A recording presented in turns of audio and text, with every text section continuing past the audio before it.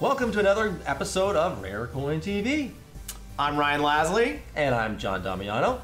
We're coming to you live from the Sports TalkLine studios. They've let us back in here to do another show. I can't believe they let us back after what we did last time. There are some great guys over there, so make sure you check out their channel. We're going to put a link up top as well.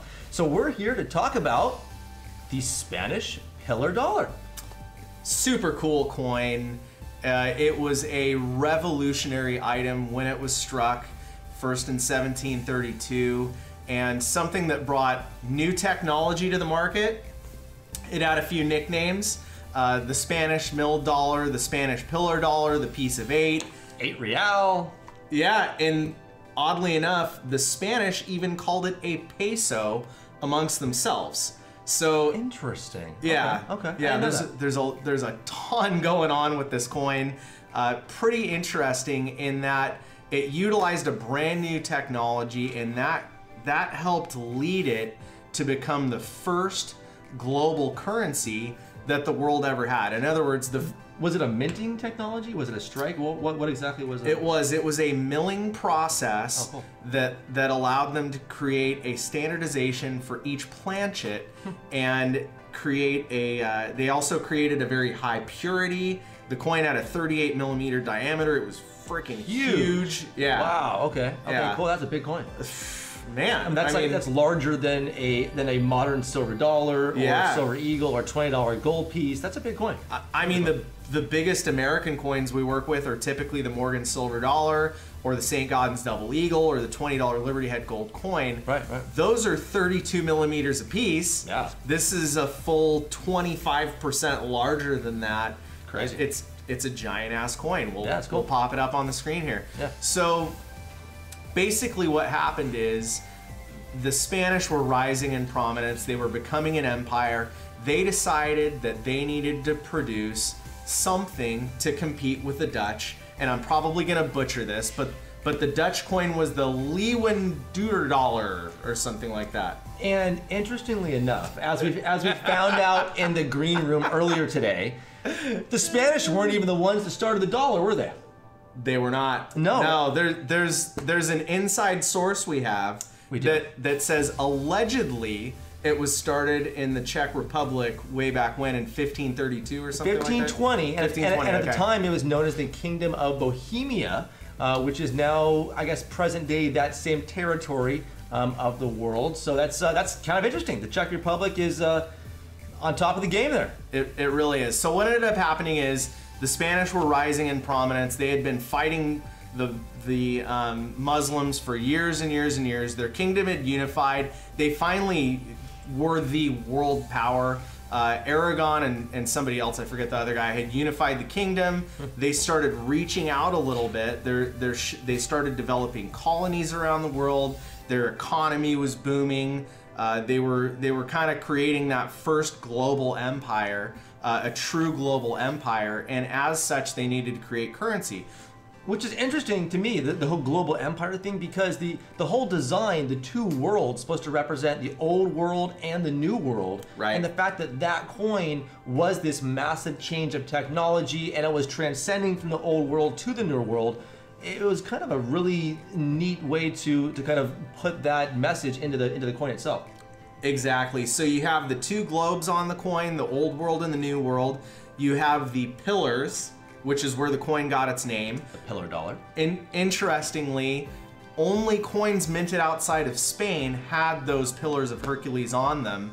The coins minted in Spain had a completely different design, but we're gonna focus on the pillar dollar today. Oh, and I believe there was like sea serpents going up the side or something too. Yeah, there was. There was like something wrapping up the side of the pillars. Yeah, and that comes from the legends of the sea monsters and all the crazy stuff that happens when you go exploring new territories. If you guys own any pillar dollars, make sure you put it in the comments. Let us know what variety you guys have, which design you guys have. We'd love to know. So. And where it was minted. Ooh, there are actually mint marks on the Spanish pillar dollars, and they are found on the reverse of the coin, sort of in the lower section. I don't know the legend well enough to describe exactly where they are, but kind of the lower third of the coin, let's say around the rim. And so it was interesting. They developed all these new production techniques. They developed a high purity, and what ended up happening is the Spanish pillar dollar worked its way throughout the world and actually became an official currency of most countries in the world. And what they would do instead of creating their own coinage was they would counter stamp it with their country stamp. Right. And that's what they would use as their own domestic currency. Even in the United States. I mean, for a long period of time, it was an accepted coin to be used in commerce in the United States. Now, I'm not sure if we were counter stamping them necessarily. I'm not sure if we were one of the countries that was counter stamping the pillar dollar at the time. Yes, but we did accept it until, what was it? It was accepted in the United States as currency, and by the way, it was the dominant currency, not England, not Germany, not France, not any of these other powers at the time. The Spanish pillar dollar was kind of the most widely circulated coin in the United States up until about the 1850s with the Coinage Act of 1857, which actually made using Spanish dollars demonetized. And so they probably melted those, and then that silver went towards the seeded dollar series. Maybe it went towards some of the what else? What other silver coinage would it have gone to during that time frame? You think? Yeah, I mean the whole seeded Liberty series. That's what was going. I guess it really wasn't the dime. Yeah, it was all seeded. Quarter, half dollar, dollar. Potentially some of the 20-cent pieces later, because silver never really goes away. It's not like paper that burns up or rots or whatever. So there's probably silver we have in modern coins now that was the same silver that was mined way back when. I wonder if some of that silver made it all the way to 1878 to go in some of those Morgan dollars. Why wouldn't it have? Who knows? Who knows? I mean, they say the same silver and gold we have now is the same silver and gold at the beginning of the world. So it changes forms, but it remains true, which is kind of an interesting point. It says a lot about metals as money. Yeah, absolutely. Which kind of leads us to other types of treasure, other types of fun discoveries in relationship to maybe Spanish treasure or Spanish coins. Oh, big time. According to a source that I read a little bit earlier, the two highest value treasures of all time were Spanish treasures. Oh, no kidding. Can you guess what they were? I know the Atosha is probably one of them. Yep. The Atosha is estimated to be worth $450 million currently, which makes it the second largest treasure by dollar value. Do you guys know the first? I know Ryan does. I don't. If you guys know it, put it in the comments and make Ryan wrong, hopefully. And make sure you put a timestamp on the video. Yeah, timestamp it so we know you didn't cheat. Yeah. Okay.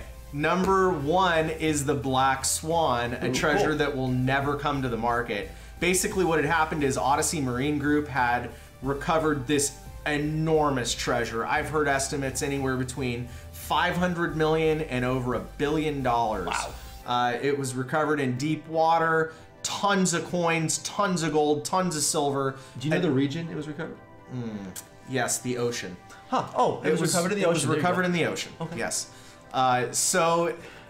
Basically what had happened is it was recovered somewhere near Europe, because what they did is they took the Odyssey Marine ships into port, and I believe it was Spain, and the Spanish government raided the ship. That's ours now, guys. Thank you for finding that for us. Confiscated all the treasure. Interestingly enough, I ran into the CEO of the company at the time. Oh, cool. The CEO of Odyssey, I forget his name.